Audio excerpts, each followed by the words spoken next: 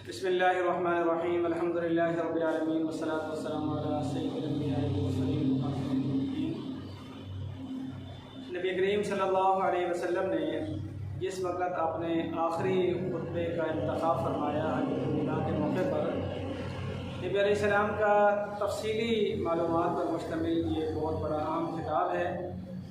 और इस पर मुसलमानों ने तो लिखा और देखा और समझा ही, गैर मुस्लिमों ने भी आपके आखिरी खुतबे पर बहुत ज़्यादा तहक़ीक़ात की, रिसर्च की और उसमें से जो नुकात थे उनको उठाया और अपनी मुआशरत और मईशत के अंदर अपनाया। नबी करीम सल्लल्लाहु अलैहि वसल्लम ने इस मौके पर जो अहम तालीमात इरशाद फरमाई, उनमें से एक बहुत बड़ी अहम तालीम वो ख़वातीन के हुकूक़ के बारे में है, उनके साथ हुस्न सलूक के बारे में है। यहाँ तक कि नबी करीम सल्लल्लाहु अलैहि वसल्लम ने इस मौके पर यह फरमाया कि मैं तुम्हें वसीयत करता हूँ कि आप अपनी ख़वातीन के साथ खैर ख़ाही से पेश आना, उनके साथ इखलास और खैर ख़ाही के साथ मामलात करना। और इसी रिवायत में आप सल्लल्लाहु अलैहि वसल्लम ने आगे तफसील के साथ फिर मज़ीद भी इरशाद फरमाया कि आपके उन पर हुकूक़ हैं, उनके आप पर हुकूक़ हैं, तुम्हारा उन पर हक़ ये है कि वो इज़्ज़त के मामले के अंदर गैरतमंद हों। और यहाँ तक भी आपने इरशाद फरमाया कि अगर बिलफ़र्ज़ उनसे कोई कोताही हो जाती है तो आप उनको समझाओ, और समझाने का तरीक़ा आपने इरशाद फरमाया कि आप कुछ दिन उनसे अपना चारपाई बिस्तर जुदा कर लें ताकि उन्हें एहसास हो कि हमसे गलत हुआ। फिर आपने इरशाद फरमाया कि अगर उसके बावजूद उनसे गलती पेश आती है तो आप उन्हें थोड़ा सा सख्ती के साथ समझाएँ। लेकिन आपने फरमाया कि अगर वो इस मामले में दयानतदार हैं, हर लिहाज से आपकी खिदमत गुजार हैं, तो फिर तुम पर लाजिम बनता है कि आप उनकी ख्याल रखो, कपड़े का, रिहाइश का, खाने का। और आपने अमली ज़िंदगी में भी अपनी अज़वाज मुताहरात के साथ एक वक्त गुजार कर वहाँ पर हमें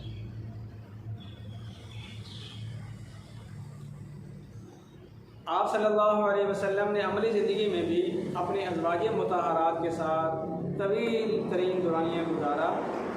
उसमें हज़रत खदीजा रज़ी अल्लाह अन्हा के साथ भी आपकी ज़िंदगी है जो तारीख़ी शक्ल में मौजूद है। हज़रत आयशा रज़ी अल्लाह अन्हा के साथ आपका जो सलूक है वो भी तफसीलात के साथ मौजूद है। इसी तरह हज़रत हफ्सा और दीगर जितनी भी अज़वाज मुताहरात रज़ी अल्लाह अन्हा हैं उनके साथ आपने पहले अमली तौर पर उसने सलूक करके दिखाया और फिर खुतबा हज्जतुल विदा के मौके पर अपनी तालीमात इरशाद फरमाई कि मेरी ज़िंदगी और मेरा कौल आपके सामने है। आपने ख़वातीन के मामले में मेरी नसीहत और वसीहत है कि खैर खाई से काम लेना है। अब सवाल ये है कि खैर खाई क्या होती है? खैर खाई का लफ्ज़ी माना है भला चाहना। अब ये भला चाहना अगर हम समझना चाहें कि अपनी ज़िंदगी में कैसे होता है तो हर शख्स ये समझ सकता है कि वो अपनी औलाद के बारे में कैसा सोचता है, कैसा अमल रखता है और उनके दुख और तकलीफ़ के मामले में उसके दिल पर क्या कैफियत गुजरती है। अगर हमारा बच्चा बीमार है, तकलीफ़ में है, तो हम जो परेशान हैं ये उस खैर खाही के जज्बे का इजहार है। अगर खुदा न खास्ता हमारा बच्चा कमज़ोर है, खुदा न खास्ता गुम हो गया या और किसी परेशानी में है, तो औलाद की परेशानी के वक्त जो इंसान की अपनी ज़ात पर परेशानी गुजरती है उसके पीछे यही खैर खाही का जज्बा कार फरमा होता है। इसी तरीके से हम अपने सगे भाइयों के मामले में, सगी बहनों के मामले में, वालिदैन के मामले में जिस कदर हसास होते हैं, फ़िक्रमंद होते हैं, तो ये फ़िक्रमंदी और ये हसासियत और ये जो एक दुख और कुड़न और फ़िक्र है और इसी तरीके से अपने औलाद को नवाजना, उनकी खैर का, खुशी का, राहत का पूरा ख्याल रखना, बल्कि उनकी नस्लों के लिए भी हमें फ़िक्रमंद होना, ये दरअसल वो खैर खाही का जज्बा है। तो ये वो जज्बा जिसे खैर खाही का नाम दिया गया, हुज़ूर ने फरमाया कि तो मैं वसीयत करता हूँ कि आप अपनी ख़वातीन के मामले में मेरे से इस वसीयत को कबूल फरमाओ कि मैं तुम्हें कह रहा हूँ कि तुमने खैर खाही से पेश आना है। अब हमें अपने अमल को, अपने किरदार को इस पर देखना है कि क्या हम पैगंबर अलैहिस्सलाम के आखिरी खुतबे की रोशनी में अपने ख़वातीन के साथ खैर खाही से पेश आ रहे हैं या नहीं।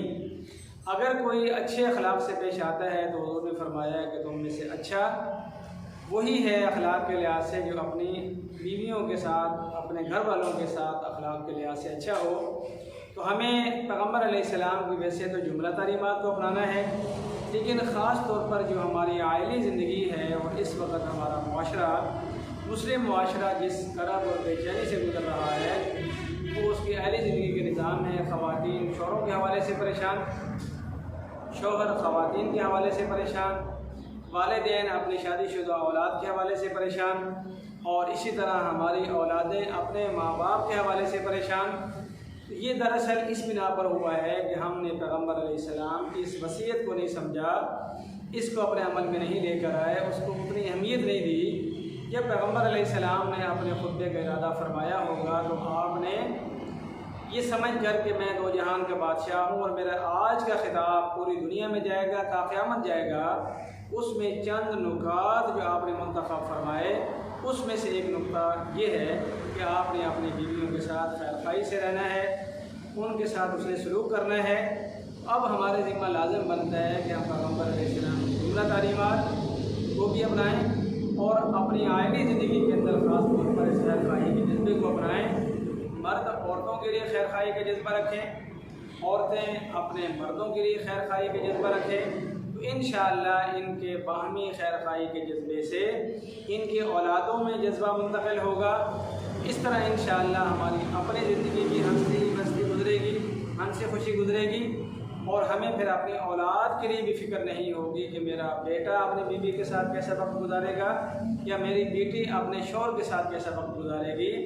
अपनी औलाद के लिए हम माँ बाप एक बेहतरीन नमूना होंगे। बेटे को पता होगा कि बीवी और ससुराल के साथ कैसे रहना है, बेटी को पता होगा कि मेरी माँ ने सारी ज़िंदगी अमल करके मुझे ये सिखाया और ये बताया, उसे पता होगा कि शौहर के साथ और शौहर के रिश्तेदारों के साथ कैसा रहना है। अगर हमारी आइली ज़िंदगी पुरसकून हो जाए तो हमारा कारोबार भी अच्छा, हमारी ज़िंदगी भी पुरसकून, और उसके बाद हमारी इबादत के अंदर भी सुकून। और अगर इंसान घर के हवाले से परेशान हो तो ना फिर उसका हज में तवज्जो लगती है, ना उम्रे में, ना सजदे में, ना नमाज में, ना तिलावत में,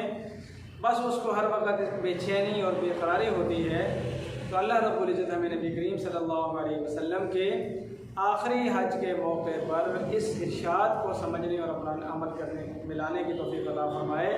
कि हमने अपनी शादीशुदा ज़िंदगी को खैरखाही वाले जज्बे के साथ अपनाना है और इसी के साथ लेकर चलना है।